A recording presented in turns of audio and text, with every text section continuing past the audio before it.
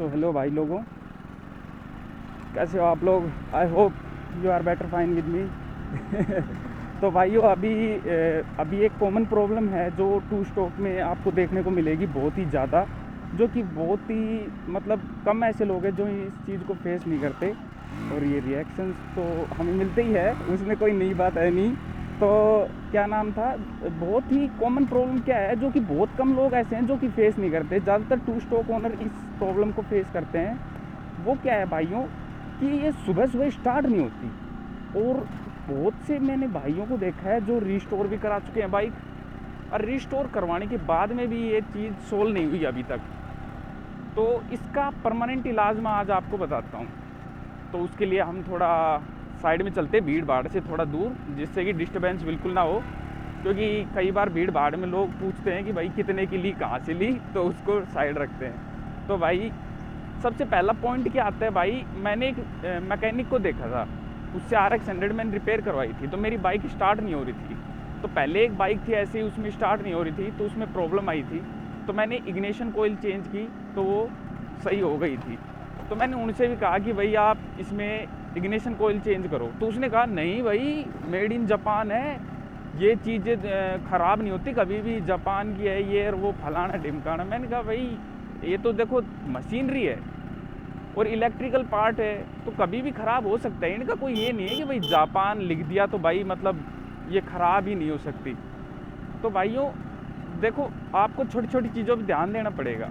देखो होता क्या है, मॉर्निंग में स्टार्ट क्यों नहीं होती, कुछ मेरे भाई टंकी से ऑयल डालते हैं, तो वो टंकी में जैसे अपन टूटी ऑयल मिक्स करते हैं, तो उसमें क्या होता है कार्बोरेटर में जाके ऑयल बैठ जाता है जेट्स वगैरह में।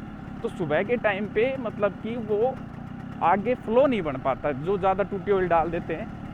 तो एक तो वो वहाँ पर प्रॉब्लम आती है। एक आगे मेरी बाइक में भी है, करंट कम बनाती है बाइक, तो अभी मेरे को प्रॉब्लम नहीं दे रही, तो मैं इसमें मतलब करंट वाली चीज़ को छेड़ ही नहीं रहा। तो जनरली होता क्या है कि करंट कम बनाती है ना बाइक, तो मॉर्निंग में बैठा हुआ ऑयल रह जाता है, तो उसमें फायर नहीं लग पाती एकदम से अच्छे से।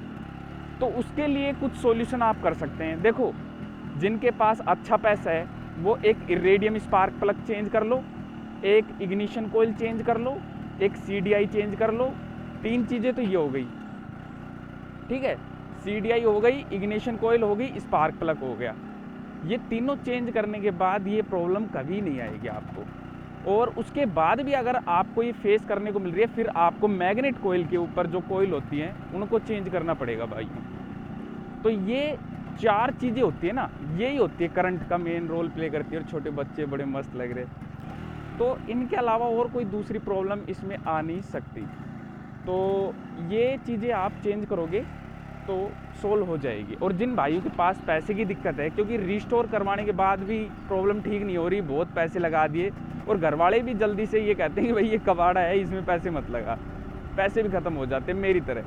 तो उन भाइयों के लिए एक ही सलाह दूंगा, भाइयों सबसे पहले CDI बदलो।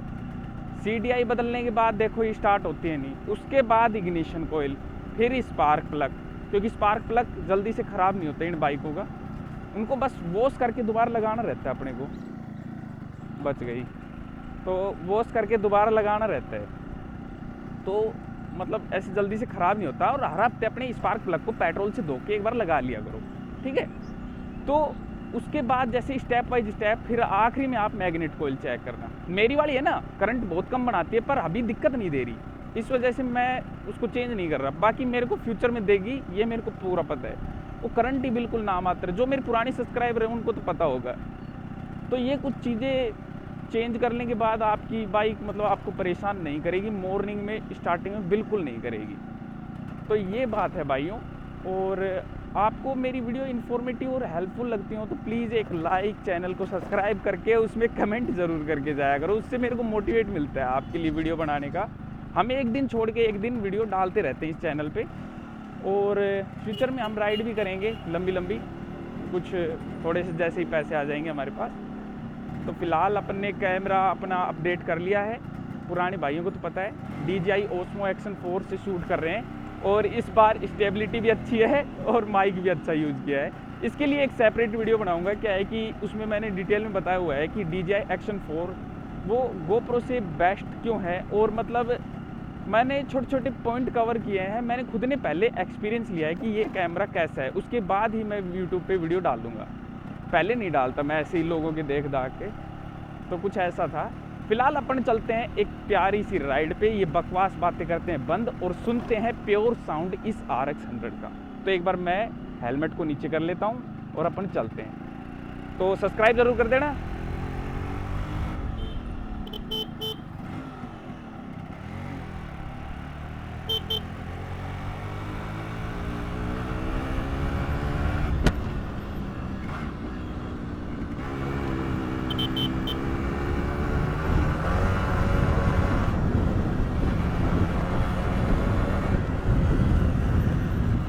तो अभी ज़्यादा रेस में दूंगा नहीं, क्योंकि मुझे पता है इसमें क्लच का काम आया हुआ है, क्लच प्लेट डलवानी है इसमें जैसे ही कुछ थोड़े बहुत पैसे आएंगे मैं क्लच का काम ज़रूर करवाऊंगा।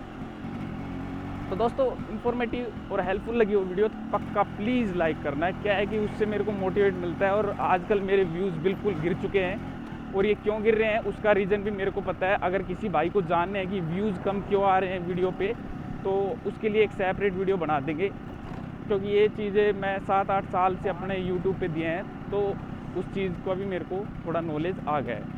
तो ठीक है दोस्तों, बाय, फिर मिलते हैं अगले व्लॉग में।